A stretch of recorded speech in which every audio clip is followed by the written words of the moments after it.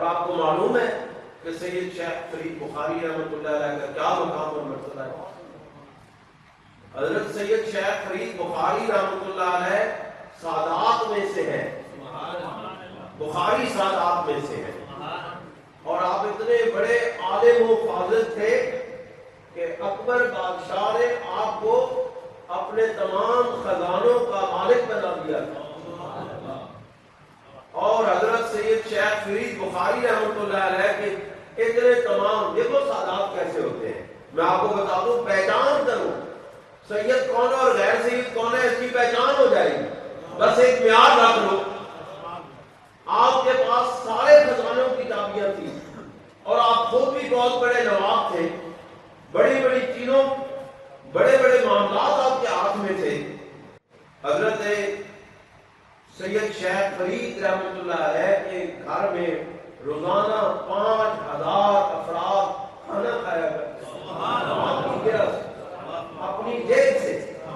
یہ وہ سید شیخ فرید ہیں جن کے گھر پہ دعوت ہوتی تھی اور 5000 آدمی صبح اور 5000 آدمی رات کو آپ کے دروازے پر کھانا کھایا کرتے تھے، اور 5000 گھروں میں شیخ فرید کے گھر سے کھانا جایا کرتا۔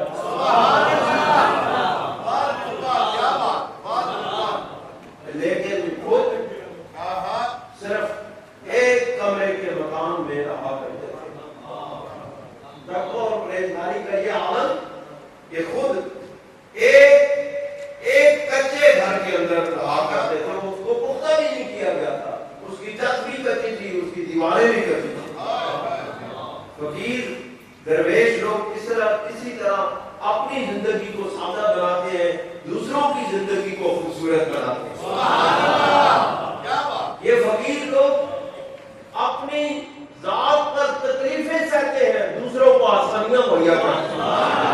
یہی حقیقت میں درویشی ہے، اور یہی وہ لوگ ہیں جو کامیاب ہوئی ہیں۔ پھر حضرت سید شیخ فرید بخاری رحمۃ اللہ علیہ حضرت خواجہ باقی مردہ رحمۃ اللہ علیہ کے مرید بھی ہوئی ہے، آپ نے خلیفہ بھی ہوئی۔ سبحان اللہ، روحانیت کا اتنا بڑا مقام اور مرتبہ، ان کو حضرت امام ربانی رضی اللہ تعالیٰ عنہ نے یہ ان کے ذمہ اس کو کیا کہتے ہیں مشن سونپا تھا کہ آپ نے جہانگیر بادشاہ کے دربار میں ایسے لوگوں کو نہیں گھسنے دینا جو بے دینی کہلاتے ہیں، جو دین کے خلاف باتیں کرتے ہیں۔ اور حضرت امام ربانی رضی اللہ تعالیٰ عنہ کی تجدیدی کوششوں میں سب سے بڑی کوشش جو ہے وہ حضرت شیخ فرید کا ذہن سازی کرنا ہے۔ حضرت شیخ فرید رحمۃ اللہ علیہ کی جہانگیر اور اکبر کے خلاف ذہن سازی جو کی ہے وہ حضرت امام ربانی نے کی ہے۔ لوگ لکھتے ہیں، ایک بندہ ہے شیخ اکرام، اس نے رود کوثر ایک کتاب لکھی ہے، اس میں وہ لکھتا ہے کہ حضرت امام ربانی رضی اللہ تعالیٰ عنہ کی بارگاہ میں واصل ہونے سے پہلے ہی حضرت شیخ فرید رحمۃ اللہ علیہ جہانگیر اور اکبر بادشاہ پہلے جہانگیر بعد ان کے دربار میں شریعت کے نفاذ کی کوششیں کر رہے تھے، لیکن حقیقت کیا ہے؟